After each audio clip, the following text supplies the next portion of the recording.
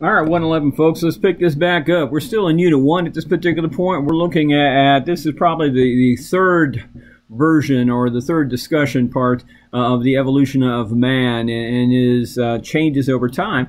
We were talking about Homo habilis, how he is that first version of man that is going to use tools, and that he's going to be replaced eventually by Homo erectus, who's going to be that more upright, that taller version of man, not fully upright, but more upright, and he's going to be more survivable. Also, that Homo erectus is going to be the version of man that learns to not only use fire to craft, to cook, to eat, to use it as the tool. He uses it for hunting. All right.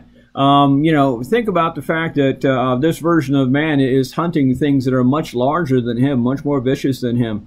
How many people in this class? I mean, let's get the class together. We'll take a whole bunch of sharp, pointy sticks, and we will go hunt a woolly mammoth. Woolly mammoth. Think about elephant on steroids, and elephant on steroids wearing carpet, shag carpet. And the fact is, how many of us are going to survive? How many of us are going to come back? Because if we're going to get close enough with sharp, pointy sticks, well, we're close enough to do damage. He's close enough to do damage. And by the way, this is an important part. When we start talking about hunting, we start talking about damage stuff along the way, because it's proven. If you go to New Mexico, currently they're finding pits in the ground, and they're finding drop-off cliffs with the remains of woolly mammoths where they have been hunted in large groups. One of the ways they can do that is they can find a herd of mammoths over here, they can find brush over here, and they can find a cliff over here. What they'll do is they'll light this brush on fire because they learn how to make fire, and then the fire spooks the animals, and then you get a group of people with torches and sharp pointy sticks who run at the animals, and it spooks them to run, boom, off the cliff. It's the men that normally do this. Why? Sorry guys, you're expendable. Ladies, I think for reproductive purposes, you need to examine men. Don't do it that way, no. I mean their usage, because really you don't need a man that long. You don't need that many men. What you need is you need one donor. Well, once he's made his donation, he's pretty much useless for a few months along the line, at least 9 months or more, unless he's going to bring you food, unless he's going to supply you. And so when it comes to these hunting-gathering groups, women are going to do the gathering. They're going to do the seed finding. They're going to use the digging sticks. They're going to determine, look, this is a good food to eat. This is a bad food to eat. This one is poisonous. This one kills people. This one we're going to take from here and replant over here because we like this seed. So they're the ones that begin cultivation on a small scale. They start to transport articles of seeds and things along that line. But they're also, when it comes to skinning, when it comes to butchering, when it comes to meeting the mammoths or what's left of them at the bottom of the cliff, they're the ones that are doing all that kind of stuff, because the men are doing the hunting. They're more expendable along the way. What's going to happen is Homo erectus, he learns how to use fire. He learns how to start to create smaller, more refined weapons, and he eventually is going to be replaced. And he's going to be replaced by a version of man called Homo sapiens. Now, you are a version of Homo sapiens. You are Homo sapiens sapiens. Homo sapiens is a thinking man. So if you think Homo sapiens sapiens, you are the thinking man's thinking man, right? And I mean mankind. I don't mean that they identify as male. I'm saying mankind in general. And Homo sapiens is going to be the man that conquers the world. He doesn't do it knowingly. He does it because he's got to find food, all right?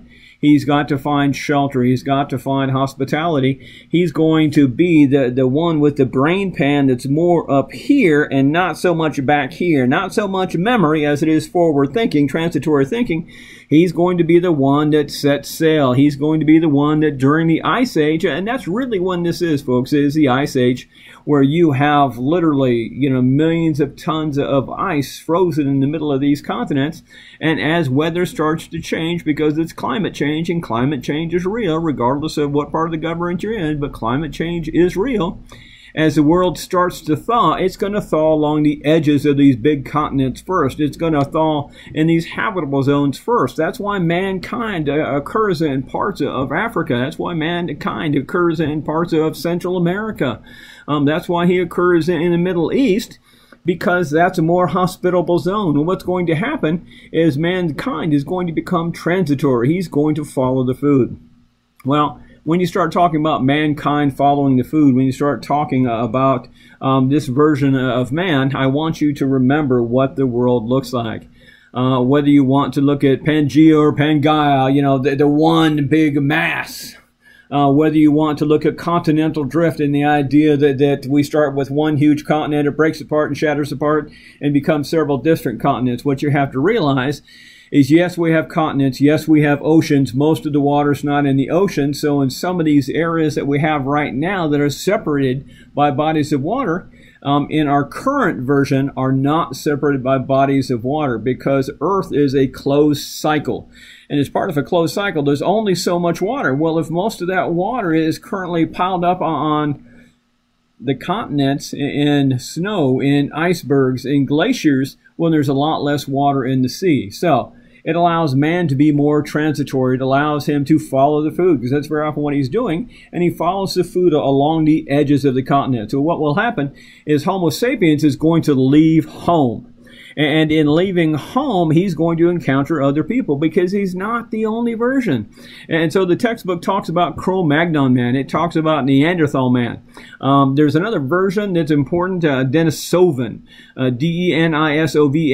And what's important is, if you do a study, we have found the genetic anomalies. As a matter of fact, they found the remains of a human in a cave in the edges of Russia at this particular point, that not only has Cro-Magnon DNA, but there's Neanderthal DNA mixed with Denisovan DNA. Denisovan is another version of man.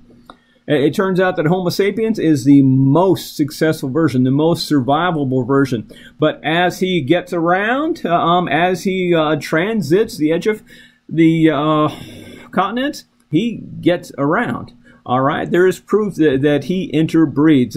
There's proof that he intermingles, because in that one mummy that they found, that female is half and half. She is half Neanderthal, half Denisovan. And so we start to look at different versions of mankind that are human, but a different form of human. Neanderthal man has a different forehead. His forehead here is more sloping. His brain pan is more in the back. His shoulder here, as far as the shoulder joint, is connected differently. His hip joints are connected differently. You look at Cro-Magnon man, again, he's got a different build. Denisovan man got a different build. What happens is this: they're compatible in the fact that they can interbreed. They can go ahead and trade DNA, and there are sequences of Neanderthal DNA in many modern Europeans, because that DNA is transferred on. There are versions of Denisovan DNA in parts of Asia. It turns out one of the traits of Denisovan DNA, it allows that the people with Denisovan DNA to process oxygen in a lower oxygen atmosphere differently, and so it's a trait for high altitude people. Okay, so there's a lot of different versions, and they're pretty beneficial. But what we talk about is that this version of man, okay, this Homo sapiens, and eventually Homo sapiens sapiens, is going to be the most successful. And as the most successful, he's going to eventually supplant the other ones. But you have to realize that the other ones are people too, all right? That they have found burial sites, that they have found religious customs, they have found proof of ritual, they have found proof of clans, they have found proof that they were indeed compatible to certain degrees with this Homo sapiens version of man, okay? And so they're a slightly different version of mankind, but not as successful, but there are traits. And one of the things I find fascinating is every once in a while you see some of these traits pop up in modern man. One of the exciting things I had years ago is I bumped into a professional football player when I used to have a different life. And we were talking, and as he was leaving, you know, I thanked him for coming to my business and went and shook his hand. And he was a linebacker for the old Cleveland Browns at that point. When I shook his hand, my hand disappeared into his fist all the way up past my wrist. I thought, man, this is a whole different version of mankind than me, because he was just huge. And so what I want to talk about is I want to talk about some of the changes of man along the way, and we'll pick up from there. Make sure you get some notes, because we're going to talk more about eoliths and microliths and things along that line. Thank you.